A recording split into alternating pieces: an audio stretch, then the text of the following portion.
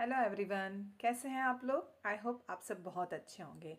आज हम PB Shelley की बायोग्राफी से रिलेटेड मोस्ट इम्पोर्टेंट एमसीक्यूज देखने वाले हैं। और इससे पहले मैं पीबी शैली का बायोग्राफी का पूरा पार्ट कवर कर चुकी हूँ। अगर आपने पीबी शैली की पूरी बायोग्राफी वाला वीडियो नहीं वॉच किया है तो आप पिछली वीडियोज़ में जाकर उसको देख सकते हैं। ओके, तो आज हम लोग पीबी शैली के से रिलेटेड मोस्ट इम्पोर्टेंट एमसीक्यूज देखने वाले हैं। तो अगर आप चैनल पर नए हैं तो चैनल को सब्सक्राइब कर लीजिएगा और बेल आइकन प्रेस कर दीजिएगा।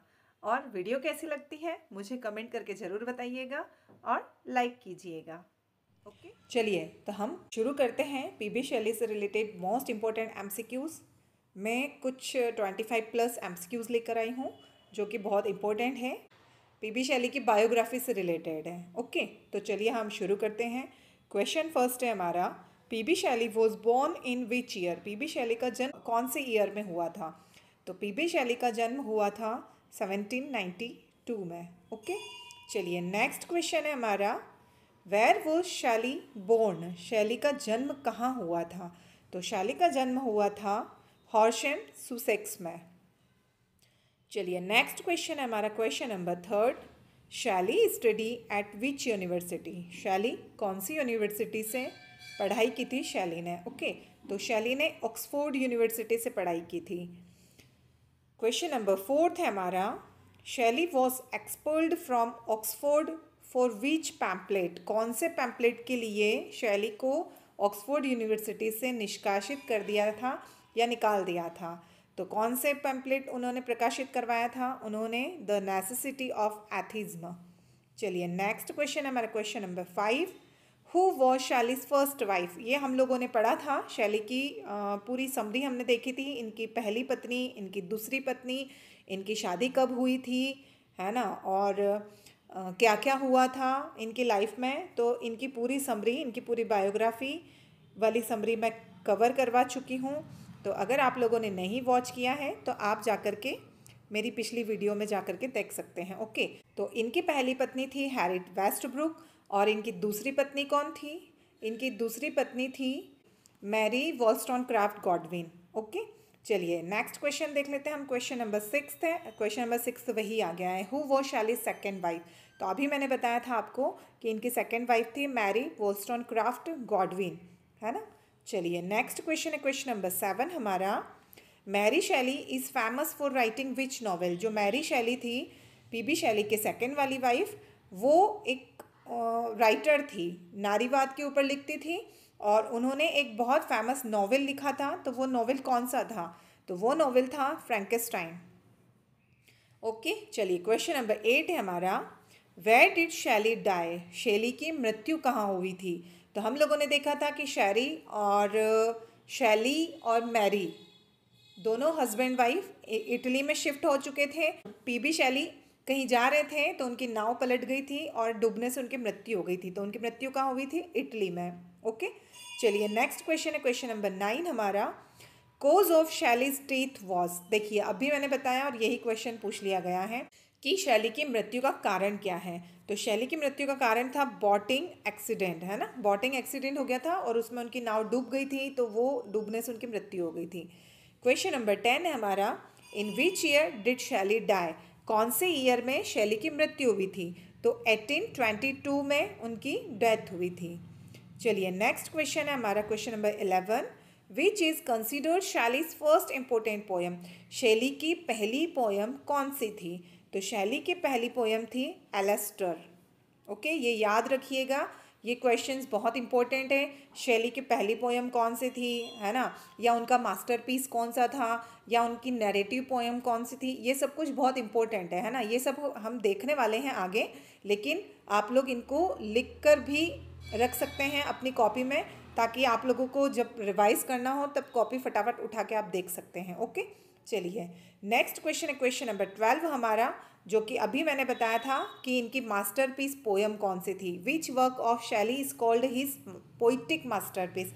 उनकी कौन सी पोएम को मास्टरपीस कहा जाता है। तो इसका आंसर तो आपको दिख ही रहा है, इसका आंसर है प्रोमेथियस अनबाउंड। ओके, कौन सी पोएम थी, प्रोमेथियस अनबाउंड। अब क्वेश्चन नंबर 13 है हमारा, ode to the west wind was written in.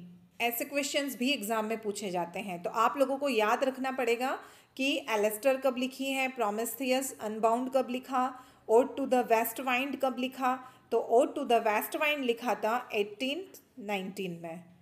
Okay, चलिए नेक्स्ट क्वेश्चन है हमारा question number 14, to a skylark was written in. अब टू अ स्काईलार्क कब लिखा गया, तो टू अ स्काईलार्क लिखा था 1820 में। ये आप सीरीज के थ्रू याद रखेंगे ना कि पीबी शैली की बायोग्राफी है, तो पीबी शैली ने 1890 में क्या लिखा, फिर 1820 में क्या लिखा, है ना। तो ऐसे करके याद रखेंगे ना तो आप लोगों को सीरीज पूरी अच्छे से याद रहेगी। चलिए क्वेश्चन नंबर 15 देख लेते हैं हम। Adonais was an elegy written on the death of. जो एडोनिस एक पोयम लिखी थी वो एलिजी थी, और वो इन्होंने लिखी थी किसकी मृत्यु पर, तो वो इन्होंने लिखी थी जॉन किट्स के मृत्यु पर, जो कि इनके दोस्त थे। चलिए नेक्स्ट क्वेश्चन है क्वेश्चन नंबर 16 हमारा। ओज़ाइमैंडिस इज अ, ओज़ाइमैंडिस इज अ, और जो ओज़ाइमैंडिस एक पोयम इन्होंने लिखी थी वो थी, तो वो क्या थी, वो एक सोनेट थी। ओके, चलिए नेक्स्ट क्वेश्चन है क्वेश्चन नंबर 17 हमारा। Which poem is also known as a revolutionary vision. एक रिवोल्यूशनरी विजन के तौर पर ये पोयम जानी जाती है। तो कौन सी पोयम जानी जाती है, वो थी क्वीन मैब। ओके, चलिए नेक्स्ट क्वेश्चन है क्वेश्चन नंबर 18 हमारा। Which lyrical drama is based on Greek mythology. ऐसी कौन सी पोयम इन्होंने लिखी थी जो कि ग्रीक माइथोलॉजी ड्रामा के ऊपर बेस्ड थी, है ना। तो वो कौन सी पोयम थी, वो थी इनकी प्रोमेथियस अनबाउंड। ओके, चलिए नेक्स्ट क्वेश्चन है हमारा question number 19। Which poem celebrates the purity of a bird's song. तो हम लोगों ने पीबी शैली की पोयम पढ़ी थी, उसमें हमने पक्षी का गाना सुना था, है ना। तो उस पक्षी के गाने की प्यूरिटी हमने देखी थी, और ये हमारे सिलेबस में है तो ये हमको याद रखना ही पड़ेगी। वो है टू अ स्काईलार्क। ओके, चलिए नेक्स्ट क्वेश्चन है हमारा क्वेश्चन नंबर 20। और इसको करवाने से पहले मैं बता देती हूँ कि जो स्काईलार्क पोयम है पीबी शैली की, इससे रिलेटेड मैंने पूरी समरी कवर की है, लाइन टू लाइन पोयम को कवर किया है, और इसके मोस्ट इंपॉर्टेंट एमसीक्यूज भी करवाए हैं। तो अगर आप लोगों ने नहीं देखा है तो आप मेरी पिछली वीडियोस में जाकर के वॉच कर सकते हैं। ओके, चलिए फिर नेक्स्ट क्वेश्चन है question number 20। Which long narrative poem did शैली राइट इन 1818। 1818 में कौन सी नैरेटिव पोयम शैली ने लिखी थी, है ना, जो कि बहुत लंबी थी। तो वो थी the revolt of Islam. Okay, चलिए नेक्स्ट क्वेश्चन है question number 21। Shelley is known as the poet of. Shelley एक कवि के तौर पर जाने जाते हैं। तो कौन से कवि के तौर पर जाने जाते हैं, वो जाने जाते हैं आइडियलिज्म एंड रिवोल्यूशन। ओके, चलिए नेक्स्ट क्वेश्चन है क्वेश्चन नंबर 22 हमारा। शैली सपोर्ट करते थे किसको, लिबर्टी को, इक्वालिटी को एंड लव को, है ना। शैली के विचार हमने पढ़े थे ना कि शैली के विचार बिल्कुल डिफरेंट थे। वो रूढ़िवादी जो पद्धतियाँ होती थी या समाज में जो चली आ रही रूढ़िवादी पद्धति होती थी वो उनको मानते नहीं थे। चलिए नेक्स्ट क्वेश्चन है क्वेश्चन नंबर 23 हमारा। Shelley was part of which literary movement. शैली कौन से लिटरेरी मूवमेंट पार्ट के रहे थे, है ना। तो शैली कौन से लिटरेरी मूवमेंट का भाग रह चुके हैं, तो वो थे रोमांटिसिज्म के। ओके, चलिए नेक्स्ट क्वेश्चन है क्वेश्चन नंबर 24 हमारा। Shelley's works often opposed. शैली का जो वर्क होता था वो किसके अपोज्ड में होता था। तो हमने पढ़ा था कि जो ऑर्गेनाइज रिलीजियन एंड मोनार्ची थी ये इनके अपोज्ड में लिखते थे। ओके, चलिए नेक्स्ट क्वेश्चन है क्वेश्चन नंबर 25 हमारा। Shelley's philosophy was based on. शैली की फिलोसॉफी बेस्ड है, किस पर बेस्ड है, तो उनकी फिलोसॉफी इमेजिनेशन एंड लव के ऊपर बेस्ड थी। नेक्स्ट क्वेश्चन है question number 26। Shelley belonged to the group of poets called. जो शैली का ग्रुप था या जो एक ग्रुप था पॉइट्स का, तो उसी ग्रुप से शैली भी बिलोंग करते थे। तो उस ग्रुप को क्या कहा जाता था, तो वो ग्रुप था रोमांटिक पोइट्स का ग्रुप था वो। ओके, चलिए नेक्स्ट क्वेश्चन है question number 27। Who cremated Shelley's body after his death. शैली के मृत्यु के बाद शैली की बॉडी को किसने क्रीमेटेड किया, दाह संस्कार किसने किया था, तो वो थे एडवर्ड ट्रेलोनी। ठीक है, चलिए नेक्स्ट क्वेश्चन है क्वेश्चन नंबर 28 हमारा। Whose heart did Mary Shelley keep preserved after his cremation? किसके हर्ट को मैरी शैली ने अपने पास प्रिजर्व करके रखा था उनके दाह संस्कार के बाद में? तो हमने पढ़ा था पर्सी बेसी शैली जो थे, पीबी शैली जो थे, उनका जब दाह संस्कार हुआ तब उनका जो दिल था वो जला नहीं, ऐसा कहा जाता है ना। तो उनकी पत्नी ने उनके दिल को अपने पास संभाल कर रखा था। चलिए नेक्स्ट क्वेश्चन है क्वेश्चन नंबर 29 हमारा।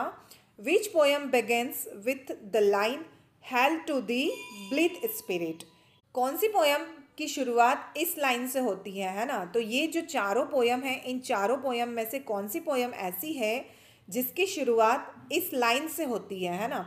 तो वो पोएम थी टू अ स्काईलार्क, और ये पोएम हमने पूरी लाइन टू लाइन पढ़ी भी है ना। मैंने इसको कवर करवाया है, और मैंने इसीलिए कवर करवाया है क्योंकि एग्जामिनर ऐसे क्वेश्चंस पूछ लेता है।